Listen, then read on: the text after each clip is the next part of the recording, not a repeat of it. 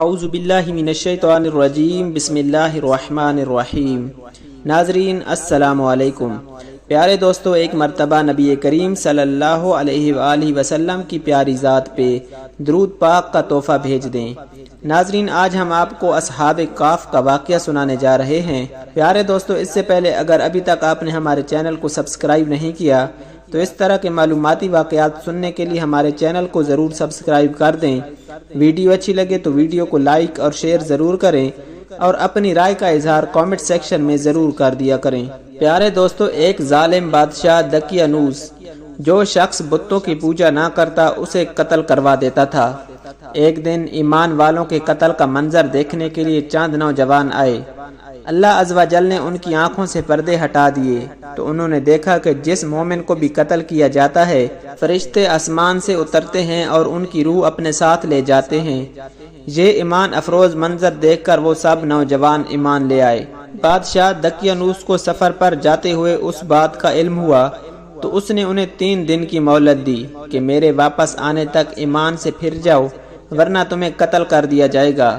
تیسرے دن یہ صاحب ایمان نوجوان کچھ مال لے کر رات کے وقت شہر سے رخصت ہو گئے۔ راستے میں انہیں اپنے خاندان کی بکریاں چرانے والا ایک چرواہا ملا جسے انہوں نے اپنا ماجرا بیان کیا اور اسے بھی ایمان کی دعوت دی۔ چرواہے نے ایمان قبول کیا اور ان کے ساتھ شامل ہو گیا۔ چرواہے کا رکھوالی کرنے والا کتا بھی ساتھ ہی چل پڑا۔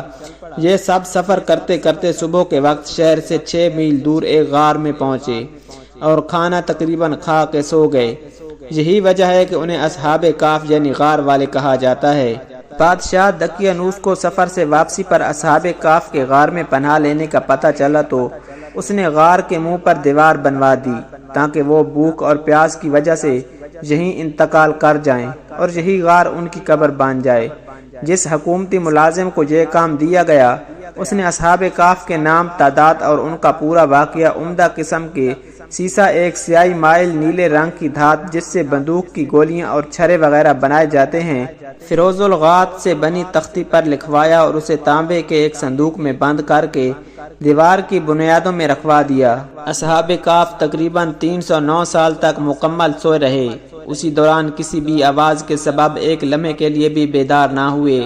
اس عرصے میں کئی بادشاہ آئے اور گئے، یہاں تک کہ ایک نیک دل بادشاہ بیدر روس کی حکومت آ گئی۔ اس کے زمانے میں کئی فتنے اٹھے جن میں سے ایک یہ بھی تھا کہ مرنے کے بعد دوبارہ زندہ ہونے اور قیامت آنے کا کچھ لوگ انکار کرنے لگ گئے تھے۔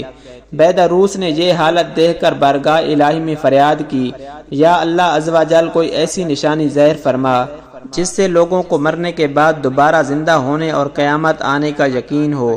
چنانچہ اللہ عز و جل نے بادشاہ کی دعا قبول فرمائی اور اصحاب کہف کا واقعہ رونما ہوا۔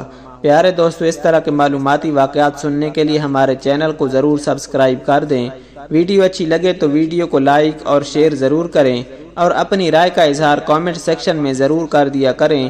اللہ سبحانہ و تعالیٰ سے دعا ہے اللہ پاک ہمیں 5 وقت با جماعت نماز پڑھنے کی توفیق عطا فرمائے۔ اللہ سبحانہ و تعالیٰ ہمیں اپنے گناہوں پہ توبہ کرنے کی توفیق عطا فرمائے۔ اللہ سبحانہ و تعالیٰ ہم سب کا حامی و ناصر ہو۔ جزاک اللہ۔